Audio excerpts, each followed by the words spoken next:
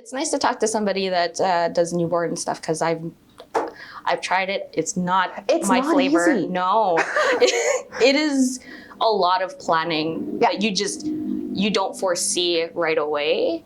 And if you are prepared to take that on, kind of thing, right? Because babies have to be comfortable. Totally.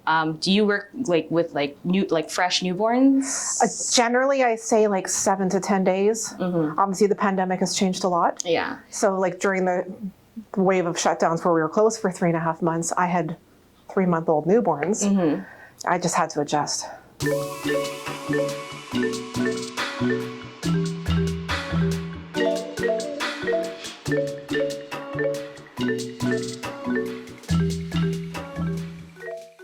Hey everybody, thanks for joining us on another episode of It Was F8, brought to you by John's Photo, where we talk to your local photographers, get to know them a little bit better. I'm your host, Jess Loso, and today I'm joined by Sunny. How's it going? Good. Thank you for coming in. No problem. Yeah, all right, well, we're gonna get into it. So tell us a little bit about yourself and how you got started in this industry. Okay, mom of 3, crazy dog lover. Previous life, I worked at the casino for 15 years. Wow. Was a very unhappy human being, did not enjoy my job. And I fell into photography very accidental. This was not my plan. No. And it happened without my even planning it. So did you ever take photos before? Did you have? No, I've always had cameras, but I've never ever considered it being a job or a career for me. Okay. How long ago was it that you transitioned away from the casino to? Almost 11 years ago, October 1st. You remember that day? I do. Yeah. That was a big day for me. Yeah. That was the day I opened my Facebook page. Back then, that was, that was everything. You didn't have websites. If you started a Facebook page, that meant you had a business. Yeah. Yeah. 11 years ago, 2010, yeah. Yeah. What made you realize I needed to start this business? My kids were starting to grow up and I was in a job that I absolutely did not like. Mm-hmm. I was not a happy person and I had to make a change. Yeah. And I was very, very fortunate that my husband supported me and said, this is the path you need to go on and go. Okay. Yeah. Well, I'm glad he told you that. I know. Because I don't know if I would have done it on my own. You would have sat on that. You might not have went down that path. Or maybe would have taken me longer. I don't know. Yeah. Who knows? But he was there and he 100% backed me up and said, if we need to take a step back financially, that's fine. So for anybody that doesn't know, what do you primarily shoot? I would say I'm primarily a newborn photographer. Yeah. Okay. That newborn to first year baby milestone kind of thing. Okay. Is there anything else that you shoot? I do obviously families. Yeah. Pretty much a lot of the clients that I've had now for multiple years through multiple babies. So family is just a continuation of the story. Mm-hmm. So it's just very natural. Okay. I've seen a couple of pets on your feed, absolutely. Dogs. Yeah. We have 3 golden retrievers. Oh, I know. It's so jealous. It's the best. And I currently work with Manitoba Great Pyrenees Rescue. So I work with them and photograph all the animals that come in. Yeah. What's the one thing you absolutely avoid shooting? Sports, I'm a firm believer in only shoot what you want to shoot. Yeah. And if you don't have interest in it, don't do it. Yeah. It's not a money thing. It's just my heart's not in it. I'm not going to do it. And I'm just not a sports person. Yeah, and I'm not either. Have you tried it? Never. One point? No. Never. Even something I was thinking about it. I'm like, what don't I do? I've never shot boudoir. Okay. That's a different environment entirely too. Maternity, love maternity. Okay. But boudoir, I feel like it's such a specialized niche and you have to be so good at it and have such a connection that I will happily send them to the right person. Yeah. Well, it's a different kind of intimate moment, but I mean, you have intimate moments with infants. Absolutely. These are intimate moments with adults. Yes. Right? And I feel like it's just a totally different vibe and I'd rather send someone to the right photographer. That's generally good advice too, right? If what you're looking for or what a client is looking for doesn't really line up with your style. Right. It has nothing to do with you're a bad photographer. It's no, you need a photographer that's going to meet your needs. Right. So 11 years of newborns. Pretty much, yeah. So some of the newborns that you did start when you started are now like little humans, functioning human beings. So you can have full conversations. And I love it, yeah. Have you linked up with some of most of them. Yeah. Yeah, it's a strange kind of photography business because you follow them now for years generally. Yeah. We all follow each other, so. Aww. Yeah, it's like I get to watch my kids grow up. Aww. I know. Aww. Right? And it's kind of like, you're kind of like that aunt that has like a story about you. Yeah, I'm like the fun aunt. Right? You've developed these relationships with your clients. And a lot of them I consider friends. They're not clients. Yeah. Oh. Yeah, it's kind of amazing. That's a great way of looking. Yeah. Yeah. What is one area of photography you'd love to delve into? That was another one I was trying to think of. I can't think of anything. No, you're happy with I think that I have found my little happy place, and I don't really push myself out of it too much. Yeah. Well, you can find a lot of growth there too, right? Absolutely. And things are always evolving. There's always new trends. There's always new styles. There's new whatever. I try not to get too bored. Yeah. Oh, like kind of doing the same thing over and over. Yeah, like every shoot, I don't try to do the same shoot over and over again. Mm-hmm. You're not going to try and recreate this one magic moment that you had at another. No, and like there's certain shots that I've done and certain poses that I've done that I probably will never do again because it was specific for that one client. Yeah. What was your first camera? I bought, all of my cameras have been from Dawn's Photo. Oh, why, thank you. Nice little plug. Yeah. I believe my first one was the T1i. T1. Wow. Right. So that's very entry level DSLR. Well, how long did you have your entry level camera for? I want to say it wasn't that long actually because I grew faster than I expected. Yeah. I would say maybe a year, and then I jumped right to a 5D Mark II. Nice. I took a huge jump. Yeah. But you knew that this was something that was going to, want to make your career and to make you happy because you had mentioned you just. Well, and it's just a financial thing. It didn't make sense to make a bunch of incremental steps and lose money. Well, you need something that's going to be able to perform the way that you need it. Right. And I wanted it to last. And I stuck with that Mark II for a long time. Mm-hmm. Went to the Mark IV, which again, kept for a long time. Yeah. Loved it. Yeah. And only recently I went to the R6. How are you liking the mirrorless? What's your go-to gear or favorite piece of equipment? Definitely the R6 and the Sigma 35 Art combination. I haven't played around with the Sigma Art lens, but I just hear amazing things. That's all I've used now for years. How long have you had it for? I have actually had probably 3 or 4 35 Arts because I've unfortunately broken a couple. Oh, it happens. It happens. Yeah. Like that's just part of business. Yeah. Yeah. So I would say I've probably had them for at least 4 or 5 years, and you're happy with them. Love it. Yeah. What's your dream piece of equipment? I don't have one. Well, you already got your R6. So. Right. And I looked at the R6 and the R5, and I don't do video. Mm-hmm. I don't need these mega expansive files. Yeah. And so it just, again, cost-wise, it made no sense to upgrade for something that I don't need. Yeah. Yeah. Now, do you have a preference between, I guess, natural light and studio light? Studio light. Yeah. I love it's consistent. Yeah. Editing-wise, so much faster because you're like, I don't use a lot of presets or anything, but I can just kind of hone in on one thing. There you go. Yeah, that's done, automated. Yeah. Yeah, it's just for my brain, I know exactly what I'm going to get. Efficiencies is a big thing that people need to learn, right? And if you don't hone on the efficiencies, you're losing a lot of time. And when you're dealing with a baby, things change quickly. Yes. They can get grumpy real quick or happy real quick, and you don't want to miss out on them sleeping or them being awake or whatever your goal is because now you're setting up the next setup. Yeah. Or you're trying to figure, now it's cloudy now. Oh, yeah. Now we have to completely change gears. Yeah. Yeah. Yep, I've had to do that. And I'm dealing with new parents. Yeah. Yeah. Who, they're tired. Yeah. They've just birthed the baby. They've probably been awake for 2 weeks straight. They don't want to sit there for hours and hours and hours. Yeah.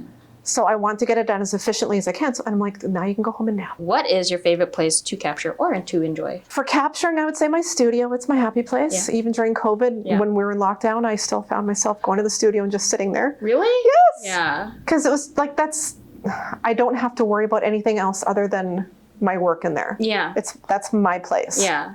What is your favorite photo and why?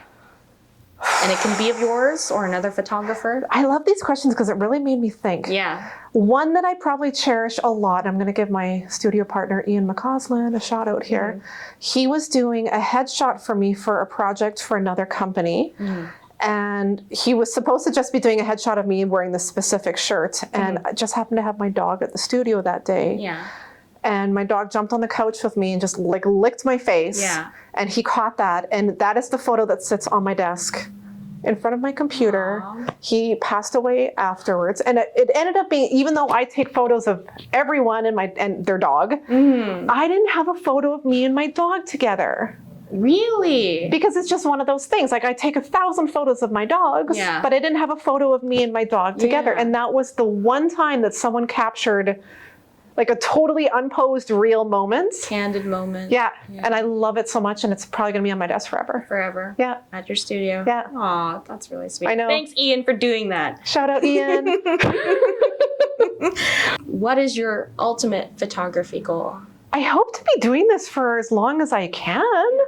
I don't know. The industry is always changing. I think it's going to keep a lot of people entertained to see how this goes, in the next 10 years, 20 years. I feel like COVID has changed people's priorities. As I realized, and a lot of people realized how important photography was during COVID. Yeah. I had so many moms it broke my heart when we were not allowed to work. I had moms emailing me in tears, realizing that they were missing these milestones. And they're like, yeah, I could take a cell phone photo, but it's not the same. Yeah. Like it's not the same as what you can do. Now I'm seeing a huge upsurge. Like normally August is not like a huge family photography time for me.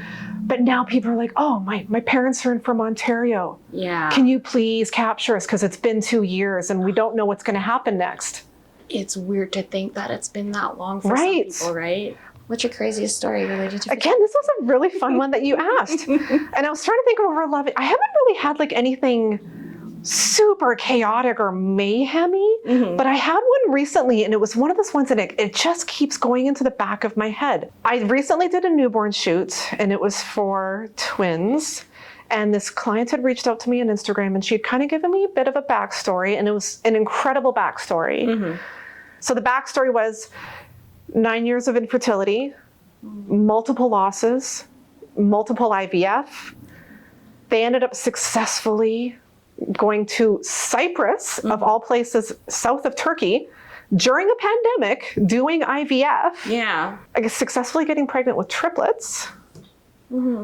Unfortunately, one did not make it. But they gave birth to 2 beautiful baby girls. So she'd given me this backstory, and I was like, okay, I've got this picture in my head of what I want to create. Yeah. Which doesn't normally happen, but it was weird. I actually knew I have to go buy these specific things. Yeah. So the day of, I had done it. I put it together in pieces because there was 2 babies and all these things in my head. I did it as a composite. So I took the picture of the one baby. I took the picture of the other baby. I had an empty space in between to represent their little girl who didn't make it. Yeah. And I had put these butterflies going up. Yeah. And we didn't really talk about it during the shoot. Like I knew the story and stuff. Yeah. She messaged me after. She goes, did I tell you how many embryos we had lost? I said, no, you didn't. She goes, oh, did I tell you the genders of the embryos? I'm like, no, because she knew. Yeah. Originally I'd placed 6 butterflies going up. Yeah. I cloned a 7th just to balance the photo. Yeah. And it was 2 blue and 5 pink butterflies. Yeah. And they had lost 5 girls and 2 boys. Oh, that gave me chills. Right? Wow. And she goes, not only that, she goes, my mom just recently passed away and butterflies were her favorite. And it chokes me up. So she goes, I don't know how, but in this one photo, you completely represented our entire journey. As a family. And I was like, and it was not a plan. Yeah. Like it was a plan, but I didn't know how much that really linked up with right? her. Like it was almost eerie. Yeah. That is a little eerie, but in the best way possible. Right. And it was just, I did not, I didn't anticipate it going that direction. I was like, this is incredible. It was just wild. It was just bizarre. Yeah. It's kismet. It was something happened that we can't explain that, that photo was just meant to happen. Completely beautifully. Right. And it's one of those photos that's forever going to be one of my favorites now. What is a piece of advice that you would give to anybody that's looking to get into photography? And I've been asked this one before. Learn the business side. Everyone thinks that you can take and I know incredible photographers that blow my mind that have stepped away from the industry because the business side is too much, or they just couldn't do their books, or whatever it happened to be. That the photography side, unfortunately, is a small chunk of what we do. You have to be able to run a business. Yeah. You have to be able to deal with emails, messages, accounting, marketing. Don't let that stuff be the reason why you don't succeed. So, okay, so this is going to be a Family Feud style kind of thing. Okay. Yeah, so we're going to make fun of this. So I'm going to ask you, so this first question is going to be the top 4 answers. So if you give me any of these top 4 answers. Then I win. Then you win. Perfect. Okay. This first question is, when you don't frame a photograph, where do you put it? A phone. Your phone? Oh, you mean like it's actually printed? Yeah, when you don't frame a photograph. Album. Yes, that's the number 1 answer. Okay. I have got just hundreds and hundreds of 4x6s. Thousands and thousands. In albums. In albums, yeah. Printed is still... I'm old school. Every year, I take all my cell phone photos, everything, and print them 4x6 and put them in albums. Yeah. Well, you got the number 1 answer. Okay. Do you have another guess at where people would put unframed? Shoebox. No, not a shoebox. I have one of those.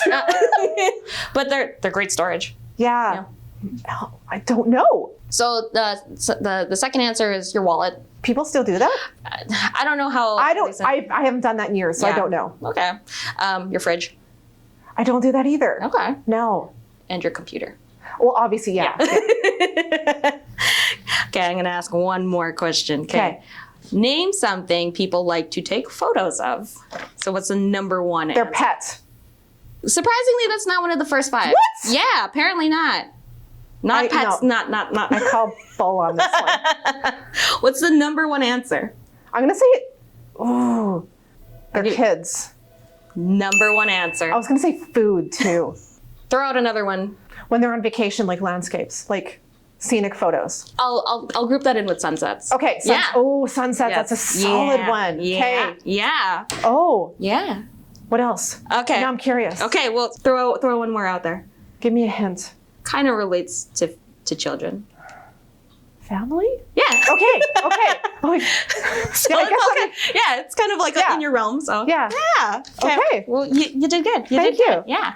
So we end this off with our fun puns. Oh, okay. So you get to read a pun, and you get to look at that camera. Okay. You can. I'm terrified what this could be. They're all PG. I have all the gear I will ever need, said no photographer ever. Incorrect. I have all of my gear. As you have said. Thank you. Well, Sunny, thanks for stopping in. You're so welcome. And thanks for everybody for joining us. And until F8 brings us back together, we'll see you next time.